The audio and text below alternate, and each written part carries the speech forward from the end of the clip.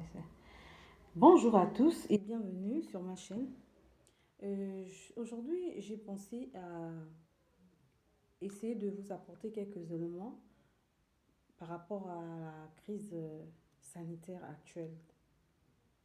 Et pour commencer, je voudrais dire que tous les pays ne devraient pas gérer cette pandémie de la même façon ou totalement pareillement, étant donné que chaque pays a ses réalités. Pour cela, je ne veux pas maintenant développer ici, mais je vous expliquerai plus tard pourquoi je dis que normalement chaque pays doit mettre des stratégies en place pour gérer la crise. C'est vrai qu'il y a des choses qu'on peut essayer de limiter, mais on ne peut pas tout prendre, on ne peut pas tout faire comme chez les autres. Chacun a ses réalités. Donc, nous en reparlerons plus tard. Merci. Donc, je disais, comment prendre en charge la crise sanitaire actuelle?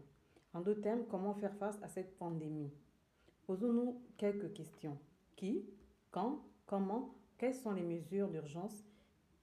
Comment on comprend les mécanismes de réduction et de propagation du virus? Et quels sont les facteurs favorisant le développement de la pandémie? Qui? C'est la question à laquelle il est très difficile de répondre. Parce que il y a un problème. On ne peut pas mettre une image sur ce virus. Quoi que l'on dise aujourd'hui, nous n'avons pas encore des résultats des recherches très fiables qui nous expliquent comment ce virus se manifeste, comment il agit dans l'organisme et comment aussi s'en sortir. Par exemple, pour le cas du VIH, on voit très bien qu'on a des éléments qui peuvent nous montrer comment on peut l'attraper et comment il se développe, quels sont les symptômes. Mais là, on est complètement désappointé. Donc, il nous serait impossible de mettre vraiment une image, comme je le disais, dessus.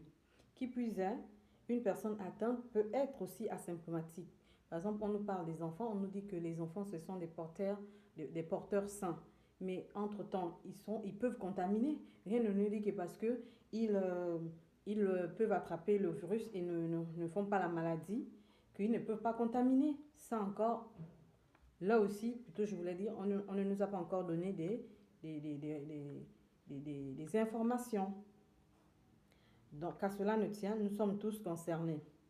La réponse à cette question serait qu'il s'agit ici de l'homme en général, parce que c'est l'homme qui fait la maladie aujourd'hui et on a enregistré aussi beaucoup de pertes en vie humaine. Quant à la question de savoir quand, c'est à partir de quel moment il faudrait réagir, il faudrait faire quelque chose. Mais c'est maintenant.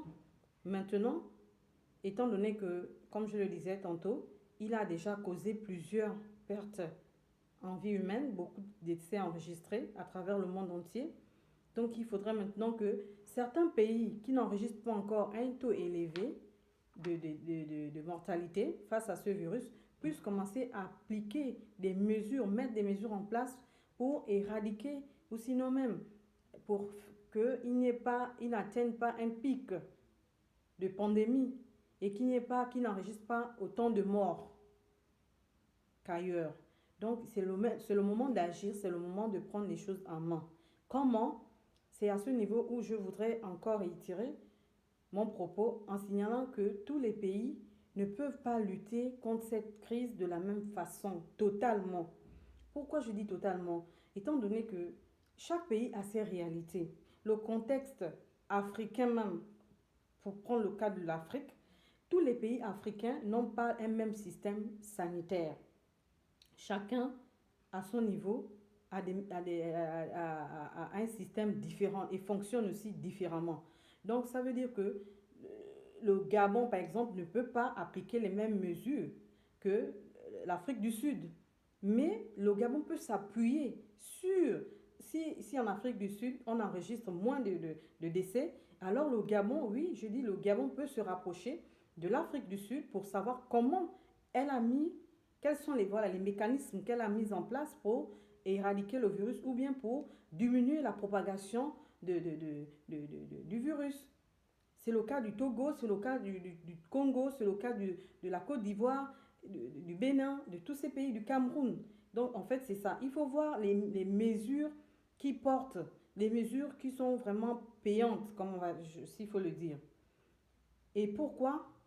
Quant à la question de savoir pourquoi, parce qu'il faut prendre en compte certains indicateurs, comme je le disais. Voilà. Et c'est là où je vais vraiment vous expliquer. On va prendre par exemple euh, l'indicateur économique, politique, administratif, culturel et psychiatrique et même social. Je vais ajouter social pour ne citer que ceux-là. Et je voudrais encore bien rappeler que tous les pays n'ont pas les mêmes réalités. Pour ce qui est du cas psychiatrique ou du facteur psychiatrique, en ce moment, il est demandé à tout le monde de rester confiné, de rester chez soi. Mais dans certains pays d'Afrique, on enregistre, ou bien dans certains pays, je ne veux plus dire même l'Afrique, dans plusieurs pays du monde, on enregistre des malades mentaux qui ne sont pas tous enfermés. Il y en a qui dorment dans les rues. Et il y a aussi ce phénomène, ça c'est une petite parenthèse que je fais, des personnes sans abri, appelées fréquemment ou généralement SDF. Ces personnes, elles dorment dans des rues, elles dorment dans des immeubles abandonnés. Et comment vont-elles faire puisqu'elles ne sont pas à l'abri? Qu'adviendra-t-il de ces derniers? Le manque de structures fiables pour non seulement les accueillir, mais également s'assurer qu'ils ne risquent pas de se contaminer entre eux. Voilà encore une faiblesse. Donc peut-être que nous pouvons relever bien d'autres, mais voilà des pistes quoi. Il faudrait maintenant qu'on essaie de prendre en compte aussi toutes ces personnes qui dorment dans les rues, toutes ces personnes sans abri, pour qu'on essaie de trouver des endroits où les confiner, ou les confiner. Non pas seulement les confiner pour les abandonner, mais en prenant soin d'eux. Sur le plan culturel, le rapport certains entretiennent, que certains entretiennent avec cette maladie peut influencer aussi beaucoup hein, le fait de la gestion, voilà, la gestion de cette pandémie. Parce qu'il y a un doute qui plane au sujet de ce virus. En effet, dans certains pays, on veut savoir les causes de la maladie avant de croire à son existence. Quand on vient nous parler de Covid-19, on aimerait avoir des explications fiables.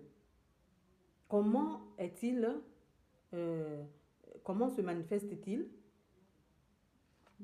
Qu'est-ce qui le provoque? Ou comment l'attrape-t-on? Et quelle est son origine? Tout ça, ce sont des choses qu'on doit expliquer. Expliquer aux populations, expliquer à tous les êtres humains. Donc, ça veut dire que si quelqu'un a par exemple le palu, on lui dit que non, c'est par le moustique qu'il a été contaminé. Et comment il doit se protéger pour qu'il ne puisse plus se faire piquer par l'anophèle afin de ne plus développer la maladie. Alors, c'est alors qu'il pourra mettre des mesures en place et croire que vraiment, si je le palue aujourd'hui, c'est le moustique. Et il pourra s'en protéger. Donc là encore, il faudrait vraiment que chaque État essaie de vraiment mener des campagnes. Bon, non, on ne va pas développer maintenant. Et c'est ce que je voulais dire. Donc c'est ça. Sur le plan culturel, c'est pas facile. Parce que nous aussi, dans certaines sociétés, on a aussi nos croyances. Parfois, tout est relié à une question mystique, d'ordre mystique, je veux dire. On veut toujours mettre ça sur le dos du sorcier, du parent. Donc, il y a beaucoup de choses qu'on doit traiter, qu'on doit vraiment travailler pour essayer de faire comprendre petit à petit que cette maladie existe réellement, que ce n'est pas d'ordre mystique, c'est quelque chose qui est là, même s'il y en a qui disent qu'elle a été inventée par des hommes, ça, c'est plus le débat. Si elle a été inventée par des hommes, mais elle tue les hommes. Si c'est aussi un châtiment de la part du divin, elle cause aussi toujours des dégâts. Donc, qu'est-ce qu'il faut faire maintenant? C'est ça. Il faut qu'on se focalise sur le moyen ou les moyens de s'en protéger ou même d'éviter des contaminations. Et sur le plan économique, chaque pays aussi a son modèle établi. Il y a des pays où c'est le système D. Les gens, pour vivre, ils doivent faire des petits business, des activités lucratives. Et maintenant, aujourd'hui, on dit à tout le monde de rester chez soi. Il faudrait qu'on pense à ces personnes-là qui se débrouillent le jour pour gagner leur vie. Là encore, il faut mettre des moyens, des mesures d'accompagnement pour que chacun ne se sente pas tellement économiquement faible.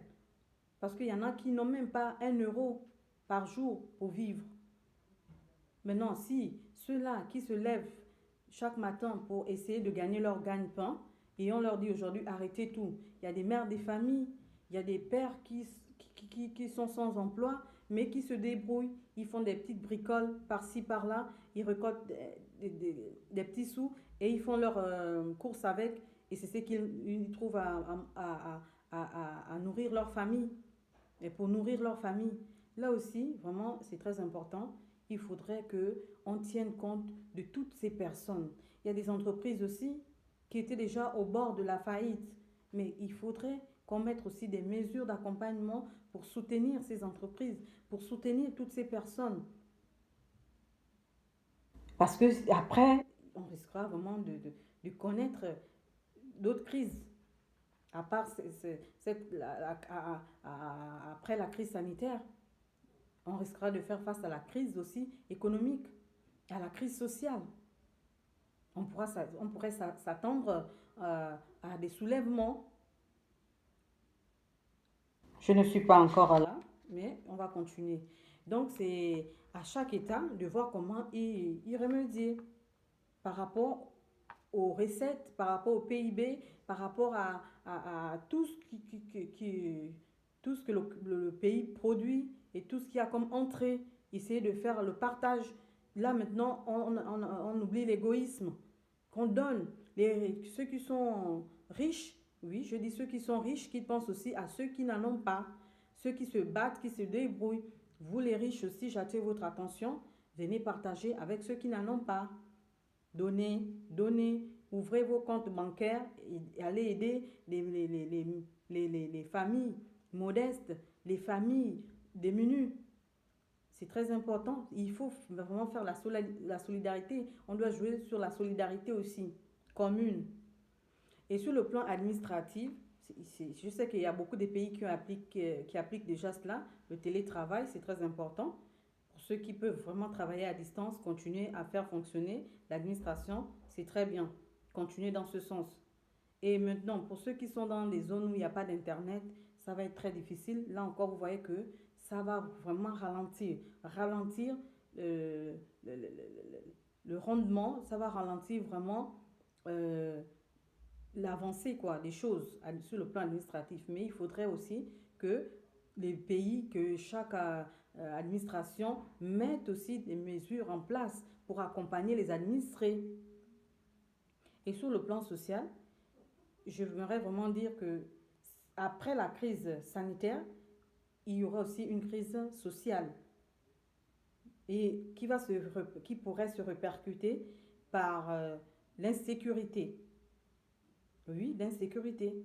Et même là, ça a commencé, je sais qu'il y a déjà des quartiers ou des régions, des pays où vraiment les braquages, vraiment, c'est tout le temps quoi. Il y a déjà des braquages qu'on enregistre, un taux élevé d'insécurité, de braquage, même d'assassinat, de vol, de viol et des migrations aussi vers les pays voisins et où, bon, en Occident pour le moment, non, c'est pas possible, mais entre pays ou à l'intérieur même, pendant qu'on interdit par exemple à ceux qui sont dans les villages de venir en ville, mais il y a ceux de la ville qui sont peut-être parfois contaminés, qui vont déjà aussi vers les villages. Donc là aussi, il faudrait vraiment qu'on surveille tout ça, ces mouvements-là. Parce que ça ne servira à rien qu'on dise à certains rester confinés. Pendant ce temps, il y a d'autres qui sont déjà contaminés et qui vont à l'intérieur des pays pour, euh, pour aller contaminer ceux qui sont tranquilles, qui vivent paisiblement, hein. Là aussi, il faudrait qu'on ait un regard sur ça. Il faudrait qu'on sache qui vient où, qui sort où, qui va où. Parce que bien qu'on dit rester confiné, je vous assure qu'il y en a qui se déplacent. Il y en a qui se déplacent. Et là, malheureusement, on ne pourra pas surveiller qui va où, qui fait quoi. Mais si vraiment les dirigeants de chaque pays se donnent les moyens et s'y mettent vraiment dessus, pas pour brutaliser les populations, bien sûr, mais pour essayer de contrôler, de savoir, monsieur, vous allez où, quel est votre parcours et pourquoi vous partez. C'est ça, c'est très important. Donc, il faudrait vraiment que on se, les dirigeants de chaque pays, j'interpelle vraiment les dirigeants de chaque pays à vraiment écouter ma vidéo et à mettre vraiment des stratégies en place. Vraiment de regarder des indicateurs et les facteurs qui pourront faire en sorte que cette crise ne soit pas vraiment un frein, ne soit pas vraiment un obstacle quoi, pour leur gouvernement, pour leur pays. Et sur le plan aussi social, je me ajouter le taux de chômage. Vous voyez, toutes ces entreprises qui vont fermer définitivement et toutes ces personnes qui vont se retrouver au chômage ou qui sont déjà même au chômage depuis le début de la pandémie. Qu'est-ce qu'on fera d'eux? Il faut vraiment penser à tout ça. C'est très important. Et oui, il faudrait vraiment réfléchir sur tout ça. On ne peut pas rester seulement focalisé sur un point. On va seulement traiter la maladie. Non, il faut qu'on voit tous les aspects du problème. Et politiquement, les acteurs politiques de tous bords, dans tous les pays, dans tous les continents, devraient s'accorder pour lutter ensemble contre cet ennemi invisible. C'est ça mon appel. On ne peut plus dire aujourd'hui que l'opposition reste dans son coin et la majorité essaie de gérer. Non, il faut que tous les acteurs, les décideurs, les scientifiques, les sociologues, les psychologues, tous qui ont un savoir, tous qui peuvent apporter quelque chose, se réunissent ensemble. Chacun vient donner son idée, des philosophes. Mettons-nous ensemble, mettez-vous ensemble et cherchons les solutions ensemble. Creusons la question, le problème ensemble. Si le gouvernement ou un dirigeant se dit, bon, il va prendre juste sa petite équipe là pour vouloir gérer cette pandémie, il se trompe. Il se trompe amèrement et il pourra le regretter plus tard. Donc, c'est ce que je voulais dire. Maintenant, les mesures d'urgence. Les mesures d'urgence ici, c'est fermer déjà les frontières. C'est très important. Et comme je disais, contrôler les mouvements à l'intérieur de chaque État. Contrôler les mouvements. Qui va où, qui sort où, qui revient d'où. C'est très important. Donc, fermer déjà les frontières, c'est ça. Et c'est vrai qu'il y a un problème aussi. On n'a pas assez de laboratoires dans nos pays. Bon, même dans certains pays comme en Occident, il y en a, on a vu, il y a des laboratoires, mais ils ont été incapables, je dis, de mettre en place des tests fiables pour dépister le Covid-19. Donc ça, c'est un problème. Et comme je disais, stopper même la circulation des individus à l'intérieur des pays. Favoriser aussi le port des masques. J'espère que ce ne seront pas des masques contaminés, parce que là encore, il y a quelque chose. Il y a aussi cette rumeur-là, des masques contaminés. On ne sait pas. Mais, en tout cas, je ne suis pas en train de discréditer le fait que ça soit contaminé ou pas. Non, mais je suis en train d'encourager. Voilà, on nous a montré toutes les mesures. Porter des masques, porter des gants et tousser au coude. Et quoi encore? L'approvisionnement aussi en eau, c'est très important. J'ai vu qu'il y a des quartiers où il n'y a pas d'eau potable. où les gens doivent se déplacer à des kilomètres pour aller s'approvisionner en eau. Donc ça aussi, c'est un problème, hein. Pendant que les gens sortent pour aller chercher de l'eau dans des rivières ou dans des puits à 10 kilomètres, ils ne sont plus confinés. Et les croisades, les rencontres, je veux dire, peut aussi favoriser la contamination, la propagation du virus. Donc, il est très indispensable que les pays mettent en place, oui, des moyens afin que les populations puissent avoir de l'eau sur place. Comment comprendre les mécanismes de réduction et de propagation du virus? À ce niveau, on ne parlera que de la prévention. On va parler de la prévention à 3 niveaux. La prévention primaire, secondaire et tertiaire. Je m'explique. La prévention primaire, c'est ce qui se fait actuellement à travers des spots publicitaires, des programmes télévisés, sur les réseaux sociaux. On nous montre les mesures d'hygiène qu'il faut appliquer pour se protéger. C'est très bien et c'est très efficace et c'est plus rapide et facile. Par contre, elle peut avoir aussi des limites, étant donné qu'il y a des personnes qu'on ne peut atteindre. Je parlerai pour ceux qui n'ont pas de réseau, pour ceux qui sont dans des zones reculées, qui n'arrivent même pas à communiquer avec leur famille, même par voie téléphone normale. C'est compliqué. Comment expliquer à ceux-là que non, voilà, il faut se protéger, il faut porter des gants, il faut se laver les mains régulièrement, il ne faut plus se serrer les mains, il ne faut plus s'embrasser. Là encore, il faudrait maintenant que les pays, comme je disais, mettent aussi des équipes pour aller vers ces populations, pour leur apporter l'information.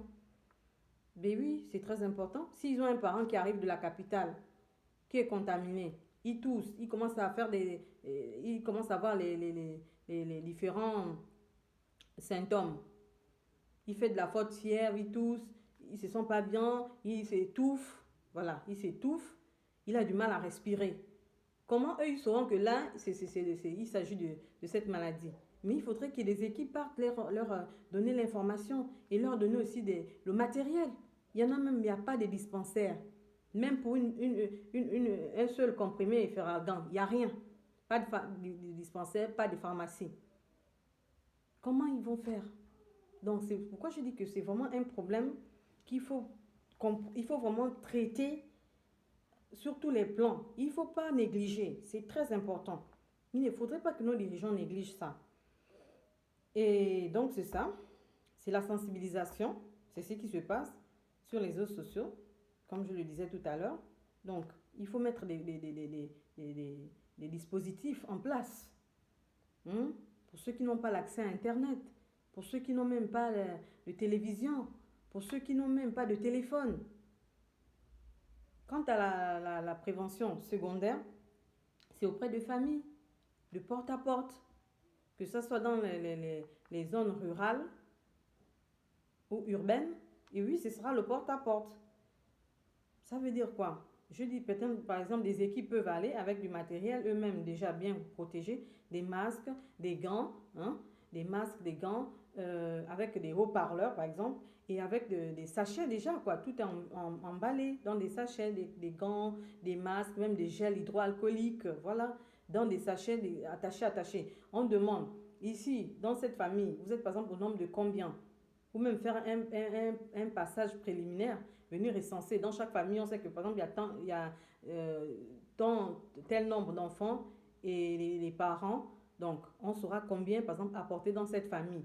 Tout ça, c'est très important. Il faudrait qu'on mette vraiment des choses en place. Il ne s'agit pas seulement de dire allez-y et faites. Non, mais il faudrait qu'on suive. Il faudrait vraiment qu'on suive tout ce qui va se faire, tout ce qui va se passer. Il faudrait qu'il y ait des équipes. Il faudrait que même s'il faut des bénévoles, il faut vraiment appeler des bénévoles.